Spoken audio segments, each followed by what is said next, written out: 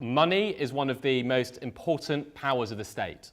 Money allows nation states to control economic commerce. It allows them to control how people behave and what they do. And money and how it's printed and where it goes and what happens to it is one of the powers which is most jealously guarded by the state. It is one of the most fundamental things which props up the nation-state level of organisation in the whole world. And many of the early innovators of Bitcoin come from communities which hold that shouldn't be the case. And Bitcoin, therefore, slots into a wider series, it's a skirmish, really, in a wider war from the 1970s about how the internet can denude and erode and innovate the power of the state. And it's really at that level that I think we have to see the challenge here. It really is something which is really trying to challenge the very idea that the nation state is the level of organisation which gives us free and good lives. And if you look at and read the early kind of digital libertarians that first put forward this proposition, the idea, the great attraction of Bitcoin is not as money laundering. It's not as free transactions, although that's how many consumers will see it. It is as the idea that this is decentralized and unhierarchical.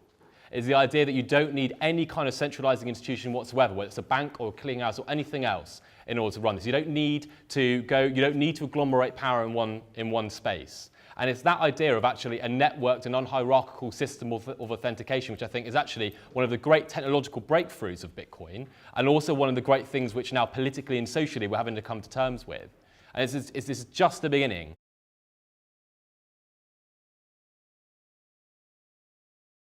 It is obvious, as we've obviously seen, there is a risk of hackers getting in and potentially interfering with their ownership of other people's bitcoins. There is also the risk that the people who are running the exchange themselves, this has not happened, but there's also a risk that people running the exchange may themselves be fraudulent. And it's surely only a question of time if you don't do something about it before somebody sets up a Bitcoin exchange which is entirely fraudulently based and is actually specialises in taking other people's Bitcoin value away from them rather than simply this happening to them accidentally. So what does that then, if you take a conventional regulatory approach to this, you would say, okay, well, here's an area where people are losing a lot of money, where they're complaining about losing a lot of money, and it relates to financial instruments. You would start to say, well, okay, that's an area where the regulator's going to look at it. And they're going to say, should we start regulating people who are trading in Bitcoin, because that's where the risk area comes. Is that entirely a bad thing for the Bitcoin industry? I'm not sure it is. Having said that, putting it in Carl's context, if you like, of the truly disruptive technology which is throwing it all up into the air, the idea of suddenly saying, all right, okay, if you're going to be a dealer in Bitcoin, you've got to be regulated by the Financial Conduct Authority, and here's 294 pages of what you've got to do, and it literally is that, then I can see that is actually destroying the whole concept underlying this idea of something which is truly disruptive.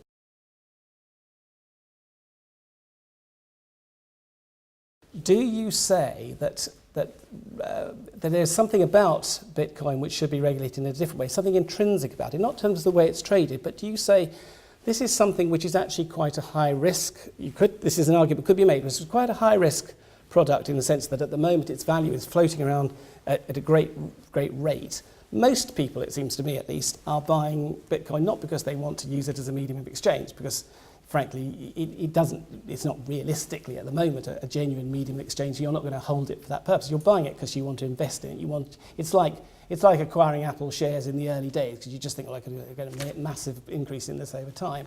So people are not buying it for the right reasons. They're buying it for speculative reasons. They're buying it like they would an investment. Now, if you apply conventional regulatory technology to that, you'd say, well, this is actually something which you should stop people doing, or at least you should give them hundreds of warnings, and you should have prospectuses, etc. All the sort of things you would do to protect people from buying risky investments. At the moment, it is outside that regulation.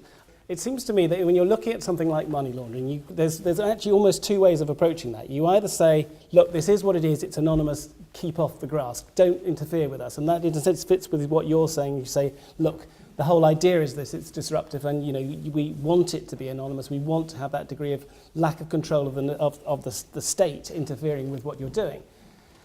Or the alternative is to say, okay, well, look, we know this is a sensitive area. We know the whole thing is going to get regulated out of sight if we're not careful. We need to try and meet it halfway. We need to try and introduce the ability to make it accountable. We need to try give regulators what they want, which is the ability to see where transactions are going and who they're going to. There's almost two different ways of approaching that. One takes you head on against the state. The other one sort of, in a sense, accepts the constraints. Yeah, and that war is now being fought within the Bitcoin community.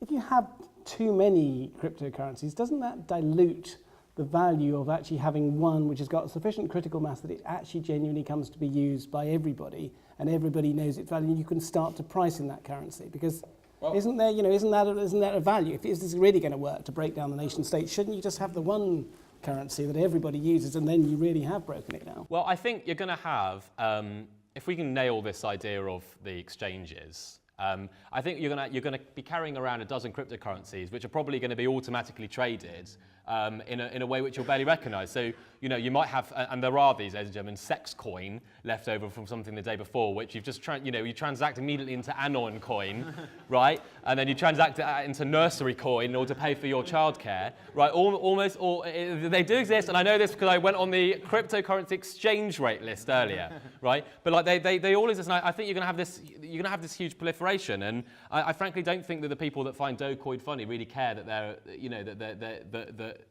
their currency hasn't reached a kind of critical mass. I think that in many ways, actually, what you're seeing is the opposite. You're seeing the idea that currencies can function and have value, even when only used by a small group. But I suppose what I'm saying is it doesn't only really become a currency once people start pricing in it, rather than if all you do is convert it into something else and everything therefore gets transverted back into cash at the end of the day, you can say, well, I know what that's worth.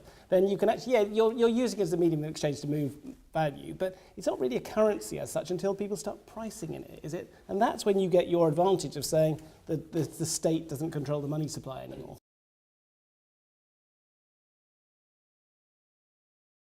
I think it's interesting that what we've seen over the last 10 to 15 years is a massive growth in the control of money laundering within the society. So you've had increasingly aggressive action by regulators towards banks, much more lower fines, etc.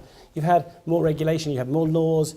So you have this great growth on one side of trying to control money laundering, and that at the moment is taking effect by the regulators wanting to know or have the ability to examine every transaction if they choose to do so. At the moment you have something which actually, although potentially capable of being made more visible in terms of what's happening, is at the moment relatively anonymised, and so you have the possibility of money being transferred many times, broken into small parts, moved in several directions, coming back to one central place.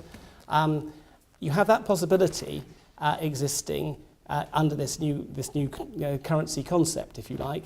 And I think the problem with it is that the regulators are not going to like it. I mean, they've already, of course, taken steps in terms of arresting one of the founders, ultimately, in the US for money laundering in connection with Silk Road. So it's clearly, this is something which, in a funny way, I think we're in a sort of phony war situation at the moment, because the regulators are making noises about it, they're taking some steps, but it's not a coordinated attack. But I think there is a grave risk of a coordinated attack coming onto this, because I think to have a system where you had all of this complex regime of trying to control payments more and more and more, to have a system which would actually drive a coach and horses through that is something which I just don't see the regulators are going to take lying down. You also have enormous vested interests in the payment service industry, and so you have a lot of people who will not want Bitcoin to succeed, or won't want any cryptocurrency to succeed. And those are powerful interests. Those are banks and people who have enormous lobbying capability and who will say it's completely unfair for us this to be completely unregulated.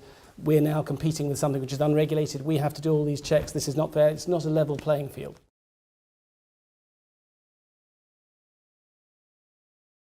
My understanding is that it's the exchanges which are basically, at the moment, the weak link in the chain. So the great reaction from the Bitcoin Foundation and others to the Mt. Gox farrago was basically to publish lots of things saying the Bitcoin code is secure. And what is insecure is the way they're currently being stored in hot wallets on the internet.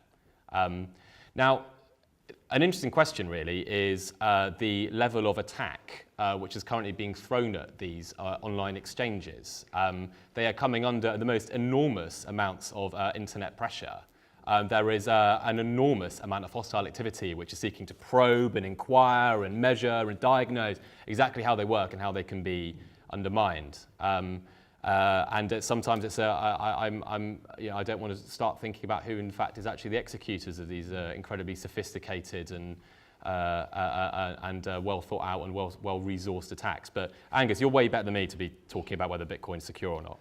Yeah, well, I mean, I think the protocol is secure, as I mentioned before. It's the weaknesses within, as Carl said, within the exchanges. So you're breaking in and you are taking someone's Bitcoin wallet and then making transactions. In this case, I think it was Mt. Gox's own Bitcoins that went missing because they had a very loose system for sending Bitcoins. And I think either it was an internal one who'd been taking them out for years, or it was another. So that is the same problem as banking, breaking into a bank. It's just taking your credentials rather than the actual transaction itself.